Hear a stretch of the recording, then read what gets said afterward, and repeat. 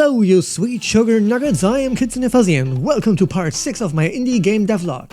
And this week I got something quite a few of you might love to see.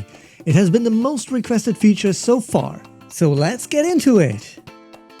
I started this week by taking a screenshot from the starting location of the very first level and do a paint over in Photoshop to see what we might be able to do to improve the first impression. First I wanted to add some more variation than just trees everywhere. So maybe something like a stone arch over the water platforming section, with some green on the top and some vines growing around it. That seems cool. And let's put another one in the back, maybe broken and some rubble on the ground. I think that might work. Next, maybe some collectibles. Let's place some around here and check what color might work best. I think yellow seems fine. And let's place some simple enemy in the back that the player will have to pass after learning the basic movement from the platforming section. And maybe an arrow signpost to show the way, as if the line of collectibles wasn't enough. Or just to fill the level a little more. Let's start with the biggest task for this week, collectibles. For now, let's make it a simple icosphere and give it a simple material with a bit of glow in Unreal. To make it more important, I want to add some particles to it. So I have to make a quick star texture in Photoshop that I can use here. And now let's set up a particle system. I started from a fountain template, then replaced the particle material and adjusted the forces. And I gave it some upwards gravity. Is that anti-gravity? Well, so they slowly move up. Then I put everything together in a collectible blueprint and we have our first collectible, at least visually. We can't do much with it yet. I also added some movement and rotation to the mesh with a random offset for every single collectible, so that they are more attention-grabbing to the player's eye. And I would say it's looking fairly good. Now it's time to make a battle plan for the collectibles and how the system should work. So let's see. We will need a collectible manager that holds an array of collectibles in a level. And another array taking note of which ones have been collected. That means our collectible itself will need to carry their ID and a reference to the manager. On start, we will loop through each collectible and give them their ID and set a reference to this manager. And give them another material if they have already been collected. If we collect something, the manager should get informed and display some sort of UI with the current count of collected collectibles. And then we should also be able to ask it to save the data to a save state. When our collectible is picked up, it should inform the manager and destroy itself. Now our game instance should carry a save game and should handle saving the data for a level. That means we need to ask for a level ID. And so we also have the manager carry a level ID. I could possibly also use just the map name, but let's just use an ID for now. Then we push the collectibles manager's array of what has been collected to the save game. And for the player or goal, when we enter a goal, the save process will get triggered. Phew! So, the collectible manager needs to know the collectibles, and the collectibles need to know the manager. Then the manager needs to be able to talk to the game instance, and the player or goal to the collectible manager. Well, if this doesn't sound like a lot of fun, I don't know what does. So here we go. I'm not sure into how much detail I should go here, since this could easily make this a very long video if I go through everything.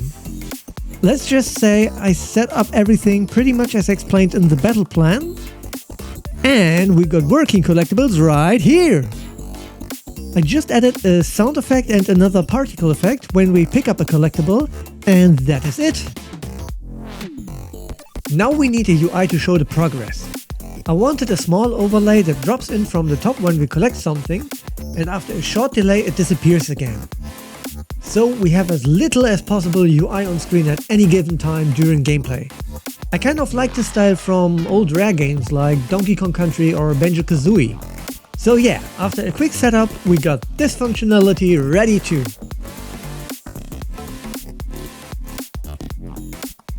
Now I just had to place the collectibles in the level. And my plan for collectibles is to have one kind of collectible for each world. And the world will have multiple levels. And if enough collectibles from one world were gathered, you will be able to unlock an extra difficult level in each world. I hope you like the idea! Next, I wanted to add a small save indicator to the bottom right corner of the screen whenever the game is saving. So I did set up the UI and rendered a small rolling ball animation for it in Blender that I want to use here. And with these images I created a flipbook in Unreal and cycled through the images on the UI. I then added the save UI functionality to the game instance so that I can trigger a save fairly easily from pretty much everywhere in the game. And the saving indicator will always automatically pop up. This required a bit of tinkering around, but I eventually got it to work as intended. The save icon seems to play its hide animation immediately, since saving this little data we currently have pretty much happens instantly. Now to the stone arches. I started by placing a base right in the Blender level file to get the right scale. Then I created a spline curve that I can use to easily bend an array of cubes along its path. Beveling the cubes and adjusting the scale so it looks nice, and we got a stone arch.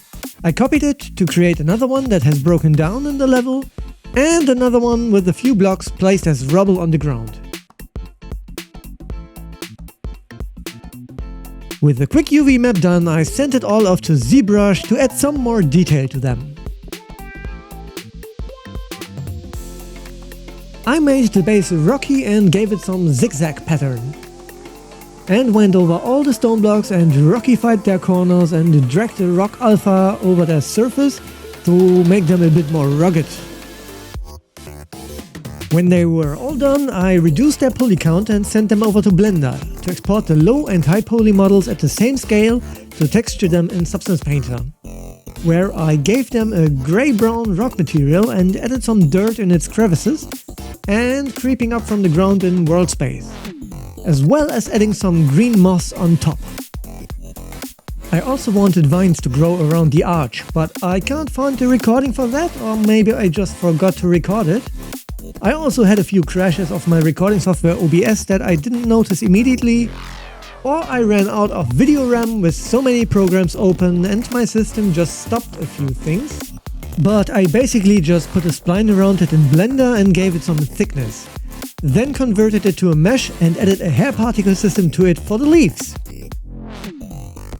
I also took a moment to update the gate with a proper mesh and animation. For the shakiness I added an F-curve noise modifier to its animation in Blender. And I know my recording crashed here and I don't have everything to show you.